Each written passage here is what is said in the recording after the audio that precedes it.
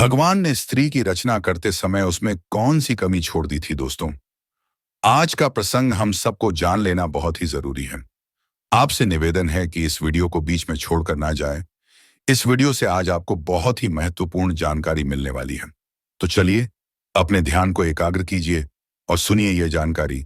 जय श्री कृष्णा मित्रों, स्वागत है आप सभी का हमारे यूट्यूब चैनल में। मित्रों, टाइटल देखकर ही आप समझ गए होंगे कि मैं किस विषय पर बात करने वाला हूं। भगवान ने स्त्री की रचना करते समय उसमें कौन सी कमी छोड़ दी थी मित्रों?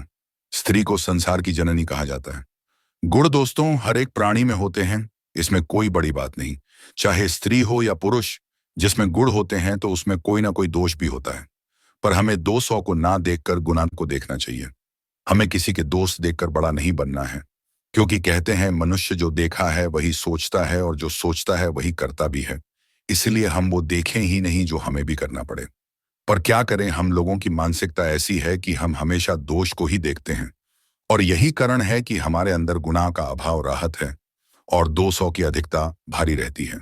हम जानबूझकर किसी के अच्छे कर्म नहीं देखना चाहती, उसके दुर्गुणों को देखकर हम अपने मस्तिष्क विचारों भारी में गंदगी जमा करते रहते हैं और इसको अपनी बड़ी और कर्म द्वारा लोगों के बीच फ्लेट रहते हैं।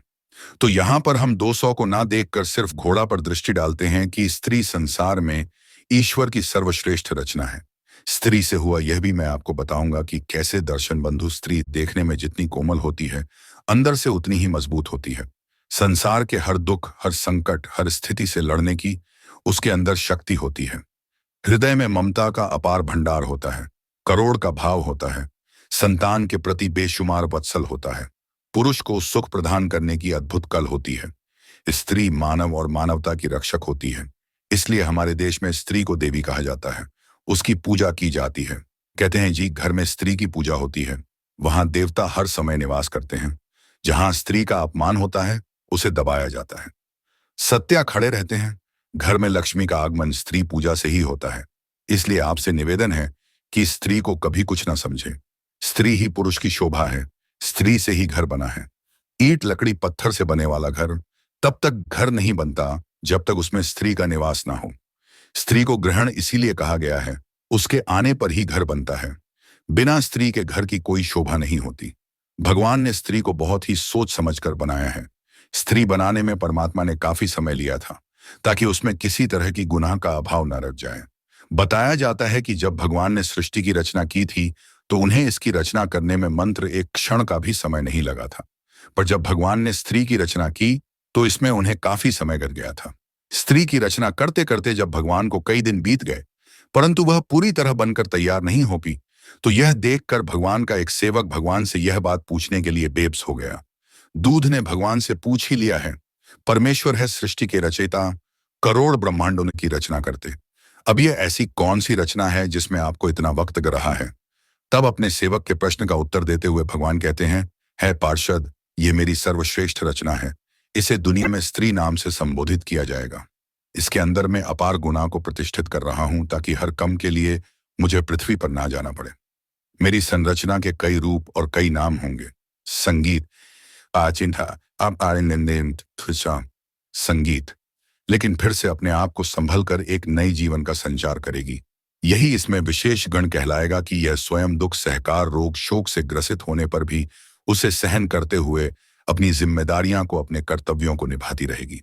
दर्शन बंधु, भगवान के मुख से स्त्री की सहनशीलता और कर्तव्य प्रहरता को सुनकर वो सेवक हैरान रह गया कि आखिर इसकी आकृति तो पुरुष की तरह है। 2 हाथ, 2 पर, आंख, नाक, कान, मुख, सब पुरुष के समाज है। फिर ये अपने दोनों हाथों से इतना सब कुछ कैसे कर पाएगी? भगवान बोले, पार्षद, यह पुरुष के जैसे दिखती है, फिर भी इसके अंदर यह सब करने की क्षमता होगी, इसलिए इसे मेरी अद्भुत रचना कहा जाएगा। भगवान की बात सुनकर पार्षद ने उसे छूकर देखा कि देखें, यह कितनी कठोर है, जो हर विपत्ति को सह सकती है। जब उसने उसे छूकर देखा तो वो बहुत कोमल थी। वो एकदम से हंस पड़ा। भगवान ने पूछा, क्यों हंस रहे हो? तब वो पार्षद बोला, प्रभु, आप कह रहे हो कि हर स्थिति से लाड़ सकती है। मैं यह सोचकर हंस रहा हूं कि आपने बनाई तो बहुत नाजुक है, हर स्थिति से कैसे लाड़ पाएगी? मैं तो सोच रहा था कि यह पुरुष की अपेक्षा बहुत कठोर होगी, पर इसे तो आपने फूलों की तरह कोमल बना दिया है।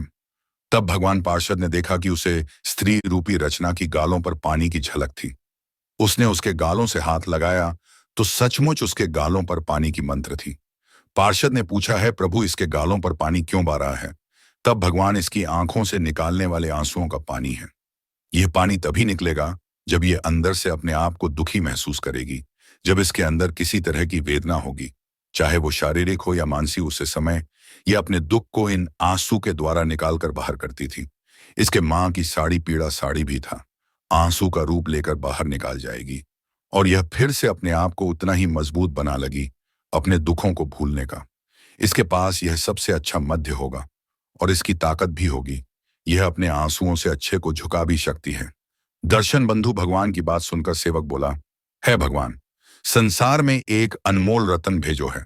और सच बात है बंधु, स्त्री का त्याग, बलिदान, साहस और सहनशीलता वास्तव में अद्भुत और अकल्पनीय है। त्याग इतना बड़ा जो कोई नहीं कर सकता। किस प्रकार वो अपने माता पिता भी भाई बहन सेज परिवरिजनों से अलग होकर विवाह करके किसी दूसरे पुरुष के साथ जीवन भर साथ रहने का प्रण करती है। जरा सोचो, यदि तुम अपने मां, आप भाई बहन, घर परिवार से कुछ दिन के लिए अलग हो जाते हो तो तुम्हें कैसा लगता है? वह तो अपने उन परिवरिजनों से हमेशा के लिए अलग होकर जीवन भर तुम्हारे साथ रहने आई है, जिनके साथ वो खली कूड़ी बड़ी हुई, जिनके साथ अनेक प्रकार की भावनाएं जुड़ी हुई थी। उन सबको उसने कैसे छोड़ होगा? और फिर किस तरह एक अनजान स्थान पर जाकर, जहां उसका कोई परिचित नहीं होता, वहां वो रहकर जीवन की तलाश करती है, एक नए सिरे से खुशियों को एकत्रित करती है, उनमें ढलना का प्रयास करती है, उनमें अपना सुख दुख बांटती है। कई बार परिवार के लोग अलग तरह की सोच वाले मिल जाते हैं। उसे समय उसका जीवन बड़ा ही कष्ट भारत होता है। उनके साथ रहने का प्रयास करती है। कई बार उनके बुरे आचरण के कारण जीवन का भी बलिदान करना पड़ता है।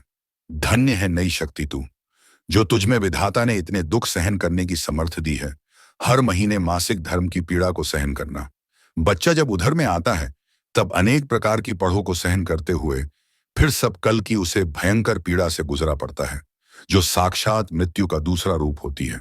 उसके बाद बच्चे का जन्म सकुशल हो जाए तो उसके ललन पालनपुर में अनेक कासन को सहना पड़ता है और उसके लिए अपने सुखों का बलिदान करना पड़ता है। खुद दुख सा लेती है और बच्चे को दुख से बचाकर रखती है। यह त्याग और बलिदान बड़ा ही अद्भुत है। संगीत, तब तो यह रचना जरूर आपकी संपूर्ण रचना होगी।